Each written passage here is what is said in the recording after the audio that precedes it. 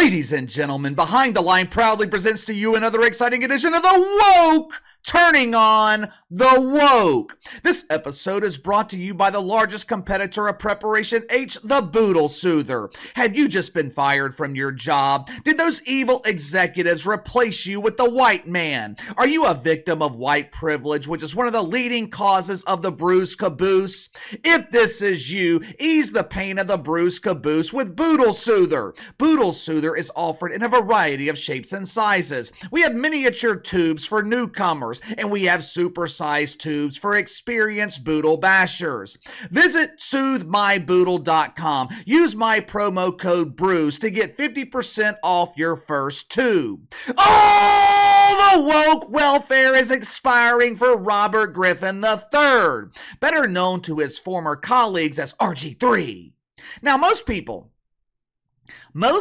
think the 3 in RG3 stands for him being the third Bob Griffin in his family. The 3 actually represents his position on an NFL depth chart. After 2 years of embarrassing failure in Washington, Bob Trace, he found himself fighting for backup positions on the roster. Backup quarterback, backup equipment manager, backup to the backup to the backup. Now, in his defense, though, he played really well in practice. Bob Griffin, he was a practice all-star. It was just those pesky games on Sunday afternoons that kept getting in the way of his career. But if you haven't already, make sure to like and subscribe. You can follow me on Twitter at KC_BTL84. You can contact me by email at btlkc84@gmail.com. And all my channel members, I set up the Discord server last night. I'm still trying to figure out the platform, but I'm going to get you guys the link probably later today. All right, Bobby G. And just to be clear, when I say Bobby G in this video, I'm talking about Robert Trace. I'm not talking about the more famous Bobby G, Bob Griner. Bob Griffin, he was hired by ESPN in August of 2021 in the midst of their diversity, equity, and inclusion movement. A year or so later, he was promoted to Monday Night Countdown, arguably the most important pregame show on the network. ESPN pays almost $3 billion every year for the scraps of the NFL that are disguised as the polished turd known as Monday Night Football. Since the hiring of Joe Buck and Troy Aikman, the NFL, they have given ESPN better matchups on Monday nights, but for many, many years, Monday Night Football, it sucked. One of the main reasons it sucked is because of the substandard coverage provided by the worldwide leader in woke. On paper, RG3, he should make a great NFL analyst. Unlike pretend analyst Mina Kimes, who I've been told has improved a bit over the last couple of years, but even with improvements, Mina Kimes is still unqualified because she's never worn a set of cleats. Mina Kimes has won as many games in the NFL as I have. None. But on paper, the third Bob Griffin, he should make a great NFL analyst. Former number 2 overall pick, played 8 years in the league, played for 3 different teams. Well, I mean, he actually played for one team, the Washington Generals or the Washington Assfire or whatever the hell they're calling themselves now. From 2016 to 2020, he stayed with a bruised caboose riding the bench in Cleveland and Baltimore. Either way, 8 years in the NFL, that's very impressive. Average NFL career's around 3 years.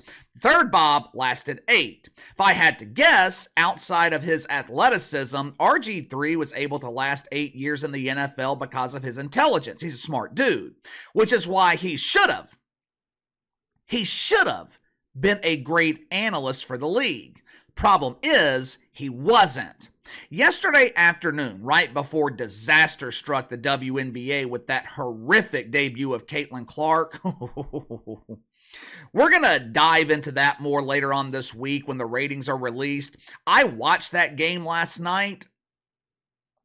It was bad. But anyway, ESPN, they announced yesterday afternoon that they were removing RG3 from Monday Night Countdown. They decided to replace him with Jason Kelce. Really? Really? When I saw this headline last night in the New York Post, I had to read the article twice. I even cross-checked the information to make sure this story was legitimate. Let me make sure I'm understanding this correctly. ESPN, the worldwide leader in woke, the supposed leaders in the fight against mythical racism, the same network who crucifies the NFL every year for the lack of black head coaches, the same ESPN who gave the Courage Award to Megan Rapinoe for having the courage to inspire prepubescent boys. The network that included Leah Thomas in their celebration of women. You mean to tell me that ESPN demoted, fired RG3 and replaced him with a white dude? That doesn't sound very diverse to me.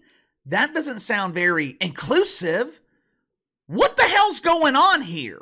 It's rare that I give credit to ESPN for personnel decisions or just about anything for that matter, but not only am I going to give them credit, I'm actually impressed.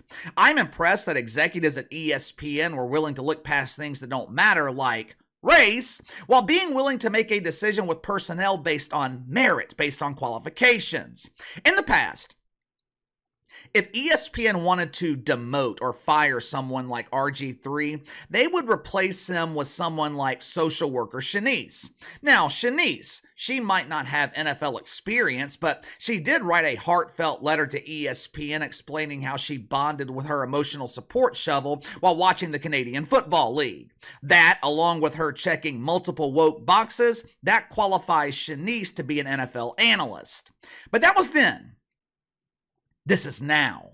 ESPN looked past the bullshit. They looked past the woke commandments and they made a decision based on merit. Will Jason Kelce be great on Monday Night Countdown? Who knows? Who knows? I mean, he's definitely qualified, but who knows if he will be able to build chemistry with Scott Van Pelt? Who knows if he will be able to tolerate Ryan Clark? Jason Kelce might not like crying men. As you guys know, Ryan Clark, he's like a faucet. His tears could fill up the pool in my backyard in the span of a few hours. We won't know if Jason Kelce was the right call until he starts working Monday Night Countdown. But one thing we do know, RG3 sucked. I mean, he sucked. Like I said earlier, this is the most important pregame show at the network. ESPN, they can get away with substandard coverage of the NBA because coverage of the NBA sucks everywhere, at least in the mainstream media. Inside the NBA is entertaining, but Charles Barkley and Shaq, they don't watch the league. The competition, it's higher. The expectations are higher in the NFL. CBS is pretty good. Fox NFL Sunday is pretty good. Me personally, I prefer Game Day Morning on NFL Network. Theoretically, Monday Night Football, it's one of the premier games every week, and the NFL expects competent coverage from the network broadcasting the game. With RG3, it was the exact opposite of competent. This dude is damn near incompetent. He's overly emotional. He allows his personal feelings about players and coaches to cloud his judgment. Remember last year when he claimed that Kyle Shanahan was on the hot seat in San Francisco and arguably should be fired? Kyle Shanahan, one of the best coaches in the league. Since 2019, 2 appearances in the Super Bowl, 4 trips to the NFC Championship. Bob Griffin, he claimed that guy was on the hot seat. Why?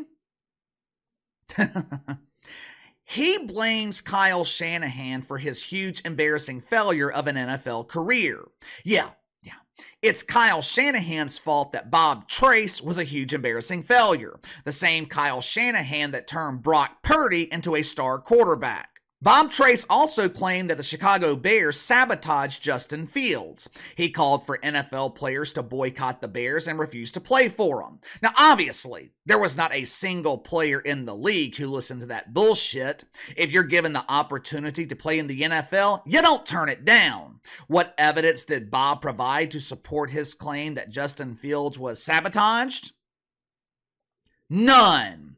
If Justin Fields was sabotaged, I'm sure it was nothing personal. I mean, the Chicago Bears, They have been destroying the careers of NFL quarterbacks my entire life. The Bears are the WNBA of the NFL. Chicago is the place where a quarterback's career goes to die. Remember when the Colts hired Jeff Saturday to be their interim head coach? Bob III, he complained, claiming that Jeff Saturday did not have enough experience. He called it a slap in the face to every coach on that staff. 1 year later, this doofus was pressuring the Raiders to hire Marshawn Lynch as their next head coach.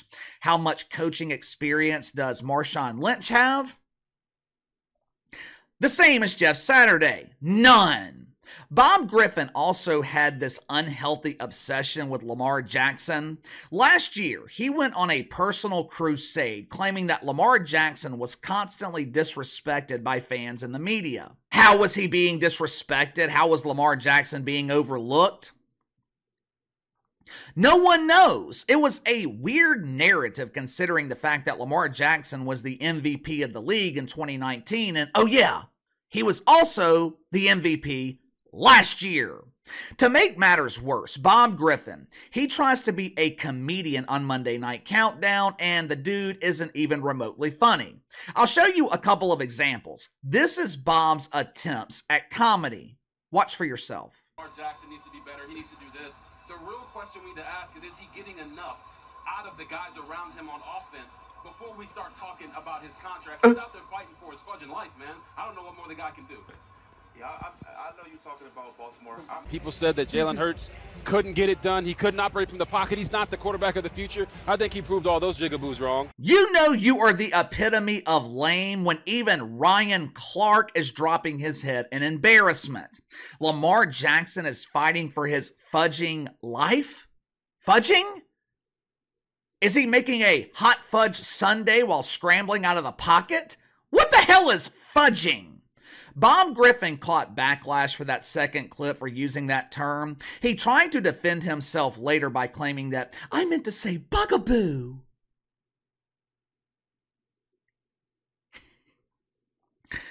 Yeah, sure, Bob. Thankfully, you will not be saying anything going forward because ESPN fired your ass. It was the right call by ESPN. Maybe things are starting to change at the worldwide leader in woke. Maybe ESPN is shifting their focus back to sports and away from the garbage. Maybe they are hiring people based on qualifications instead of woke boxes. What do you think? Are things changing at ESPN? Also, what did you think of RG3 on Monday Night Countdown? I don't think he is fully fired from ESPN just yet. I think he's going to keep calling college football with Captain Doofus Mark Jones. Arguably, no, not arguably. This duo is the worst broadcasting duo in sports. But what did you think of RG3 though? Did ESPN make the right call here?